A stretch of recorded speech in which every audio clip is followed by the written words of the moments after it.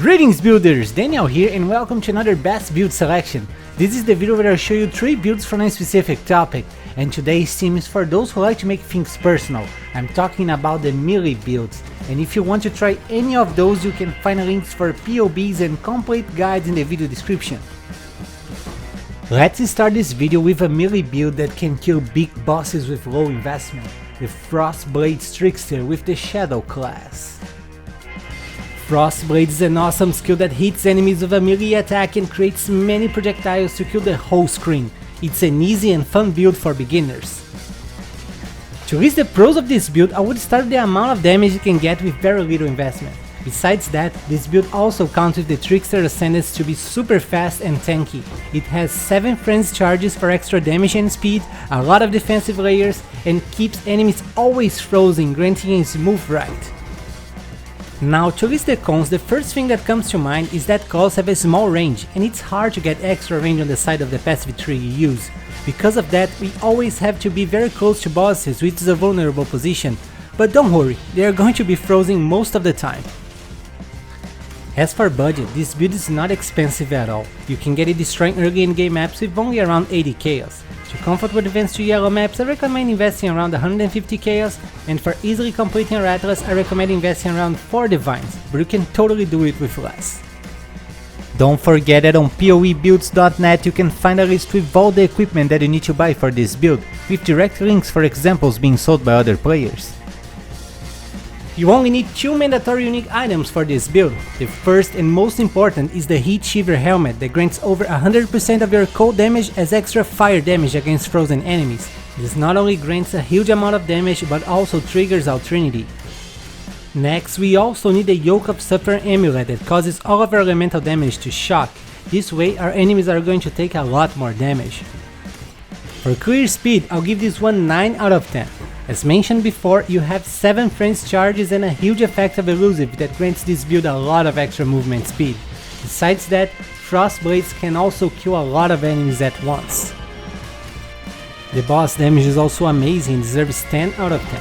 With very little investment, you are going to turn bosses into popsicles and kill them in less than a second. It's just incredible.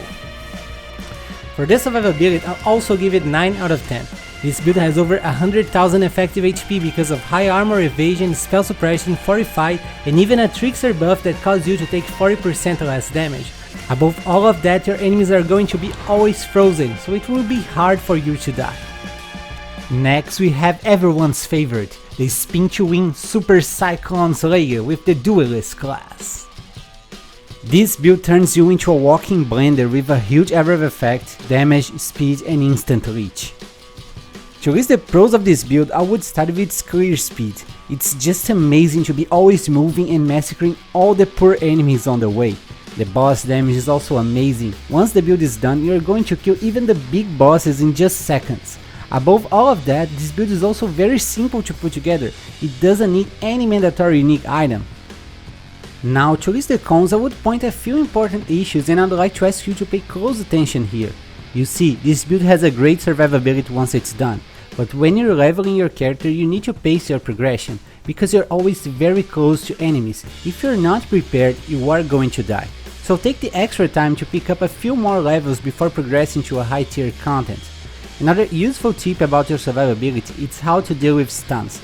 On this build, you get stun immunity with cluster duels, but not everyone can afford them right away. If that's your case, or if you're just having problems with stuns sooner, do this simple trick of picking those evasion nodes and this mastery. Believe me, it helps a lot. As for budget, you can get it destroying early in-game maps with only around 90 chaos. To comfort with advanced to yellow maps, you need to invest around 115 chaos, and for easily completing your atlas, I recommend investing around 6 divines. For clear speed, I'll give it 10 out of 10. Cyclone never stops moving, so you can farm your maps without needing to stop forecasting or anything like that. It's just awesome and very satisfying. The boss damage is great and deserves 9 out of 10. Prepare yourself to destroy even the biggest bosses in just a few seconds. Now, for the survivability, I'd only give it 8 out of 10, but don't get me wrong, this build still has over 70,000 effective HP because of high armor, evasion, spell suppression and instant reach. I just took 2 points out because you're always very close to enemies, which puts you in a vulnerable position. Finally, we have this super tanky Wrecking Ball, the Boneshatter Juggernaut with the Marauder class. This build is perfect for the melee enthusiasts out there. Boneshatter hits enemies so hard that it hurts your own character, accumulating trauma stacks. For each trauma you're going to deal and take more damage. That's why it's important to gather both attack speed and armor to stack many traumas and sustain their damage. To reach the pros of this build, I would start with its survivability. Even though you deal damage to yourself, this build has so much armor that you won't feel a thing. Now, because of that, you might think that this build had to sacrifice speed or boss damage, but no, it's still super fast and can kill guardians in just a few seconds. Now, to list the cons, the first thing that comes to mind is that you need to keep an eye on your accuracy. This is because the Keystone precise technique that grants 40% more damage if your accuracy is bigger than your life. As for budget, this build is cheap.